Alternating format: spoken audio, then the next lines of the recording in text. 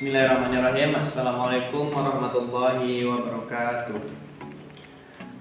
Perkenalkan, saya adalah Devri Kurniawan Pratama. Saya adalah mahasiswa Fakultas Ekonomi jurusan Manajemen Universitas Baitur Rahman. Pada kesempatan kali ini, saya ingin menjelaskan sedikit materi yang telah saya pelajari di kampus, yang mana materinya mengenai pendanaan sumber dana jangka panjang. Sebelum kita masuk kepada materi, tentu kita harus tahu dulu apa itu sumber dana jangka panjang. Sumber dana jangka panjang adalah merupakan sumber pendanaan yang memiliki jangka waktu yang lama, yaitu lebih dari 10 tahun. Fungsi dari sumber dana jangka panjang ini adalah untuk mempermudah seseorang dalam menjalankan sebuah bisnisnya. Contohnya, misalkan saya adalah mahasiswa yang baru tamat kuliah. Saya ingin membuka usaha, tentu dalam buka usaha itu saya membutuhkan modal atau dana. Nah, disinilah fungsi sumber dana jangka panjang ini terlihat, karena dia bisa meminjamkan dana kepada saya dan jangka waktunya itu sangat lama. Berbeda dengan meminjam kepada teman atau keluarga. Tentu suatu saat dia membutuhkan uang yang kita pinjam itu pasti dia minta kepada kita kan. Kalau kita masih bisnis kita itu memperoleh keuntungan, bisa kita gantinya secepatnya. Jadi kalau tidak gimana? Pasti kita bingung mau menggantinya. Makanya disinilah saya lebih memilih pendanaan sumber dana jangka panjang ini, karena selain jangka waktunya lebih lama, dia lebih mudah dan transaksinya lebih mudah, dan kita tidak terdesak-desak oleh orang lain. Jenis sumber dana ini juga terbagi. Yang pertama, pembagiannya itu long term loan atau utang jangka panjang pada lembaga keuangan. Long term loan ini merupakan perjanjian antara peminjam atau debitur dengan pemberi pinjaman atau kreditur, di mana kreditur ini bersedia memberikan pinjaman.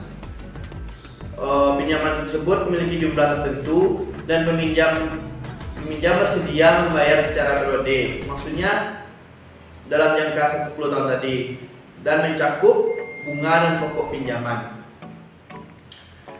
Biasanya kredit ini disediakan oleh bank atau kredit investasi seperti perusahaan asuransi serta dana pensiun dan perusahaan yang memiliki kelebihan uang atau kelebihan dana. Jenis yang kedua yaitu obligasi. Obligasi itu sendiri adalah merupakan surat tanda hutang jangka panjang yang menyatakan bahwa penerbit atau emiten bersedia membayarkan sejumlah bunga dan pelunasannya kepada investor obligasi. Maksudnya adalah penerbit dan emiten ini merupakan pihak perusahaan yang membutuhkan pendanaan untuk mendukung jangka panjang perusahaan. Jadi dari yang saya sebutkan tadi, maksudnya gini, jika kita membutuhkan dana, tentu kita membutuhkan pinjaman. Nah, disinilah fungsi obligasi bisa kita lihat. Dia memiliki jangka waktu. Dia nggak jauh berbeda dengan long term loan tadi. Tapi obligasi ini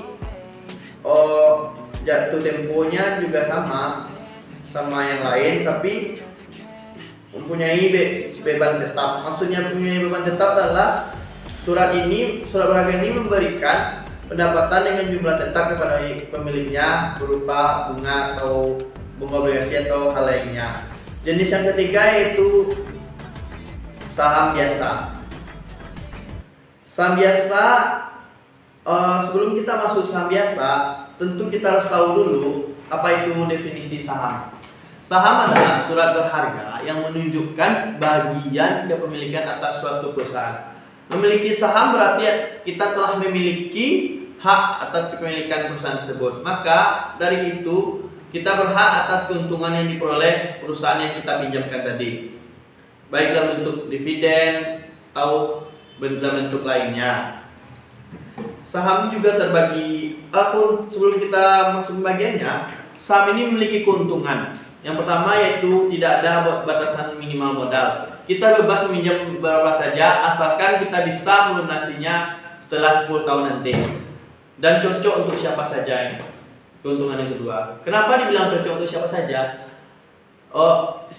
Karena seperti yang kita bahas tadi, misalnya kita baru mulai bisnis tapi kita tidak punya modal, maka kita tentu memerlukan kepemilikan saham ini, karena dengan adanya saham keinginan kita bisa tercapai.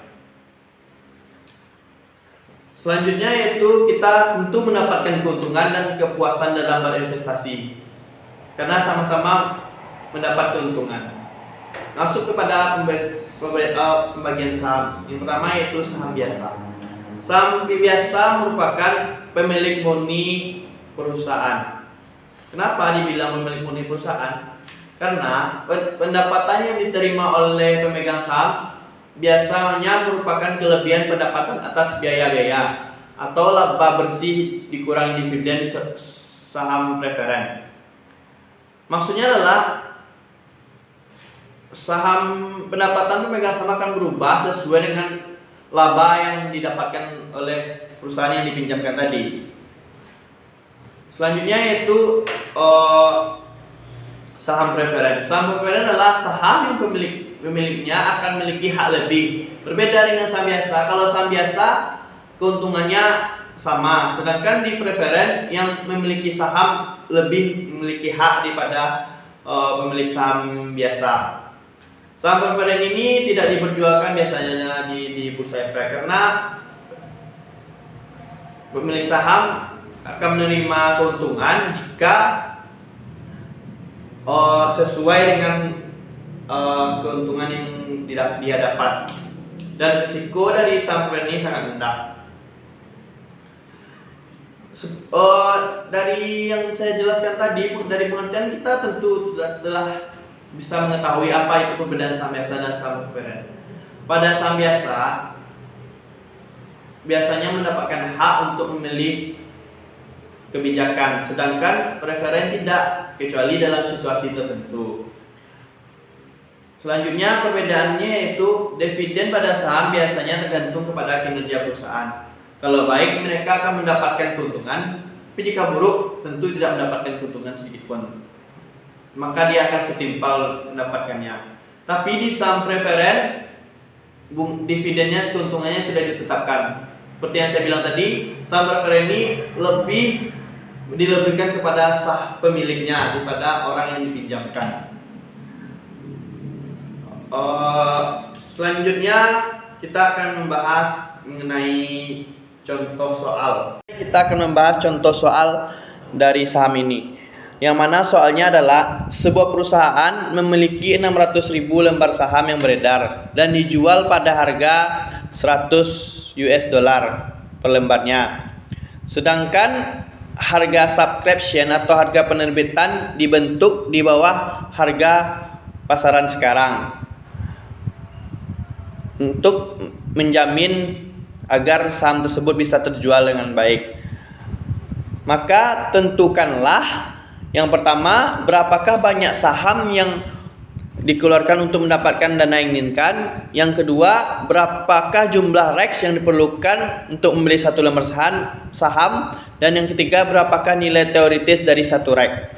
Cara penyelesaiannya adalah yang pertama, yang ditanya tadi kan tentang berapakah saham yang harus dikeluarkan untuk mendapatkan dana yang inginkan. Saham yang harus dikeluarkan membutuhkan dana adalah sebanyak 600.000, maka membutuhkan dana sebanyak 10.500.000 $10.500.000. Sedangkan harga subscription-nya adalah $70. Maka untuk mendapatkan dana yang kita inginkan, kita harus mempunyai 150 lembar saham. Yang kedua, selanjutnya yang kedua itu pertanyaannya adalah berapa jumlah REX yang diperlukan untuk membeli satu lembar saham tersebut. Jumlah REX yang kita butuhkan untuk membeli satu saham itu adalah sebanyak 4 REX. Kenapa 4 REX? Karena tadi dan sudah kita ketahui dari soal, dia cuma memiliki 600 lembar saham. Nah, jadi 600.000 lembar saham itu dibagi dengan harga per lembar saham tadi. Jadi dapat kita peroleh hasil sebanyak 150.000 per lembar sahamnya. Mencari berapakah nilai teoritis dari satu rek. Nilai teoritis dari satu rek adalah 4. Kenapa 4? Karena dapat kita lihat dari penyelesaian di atas, harga saham per lembar tadi dari soal dapat kita ketahui adalah 600.000 per lembar dikali dengan harga saham yaitu 100 US dollar. Maka dapat diperoleh hasil 600.000 ditambah dengan dana yang dibutuhkan. Dana yang kita butuhkan adalah sebanyak 10.500.000 atau setara dengan 94 US dollar. Jadi yang hasil dari jumlah saham baru tadi yang 94 US dollar tadi dikurang dengan 70 US dollar. Kenapa dikurang dengan 70 US dollar? Karena harga subscription tadi adalah sebanyak 70 US dollar. Maka dapat kita peroleh hasilnya adalah sebanyak 6 US dollar atau setara dengan 4. Mungkin hanya itu yang dapat saya sampaikan. Apabila ada kesalahan atau penyampaian yang kurang baik, saya mohon maaf karena baru belajar. Terima kasih atas segala perhatiannya. Saya ucapkan billahi taufiq wal hidayah. Wassalamualaikum warahmatullahi wabarakatuh.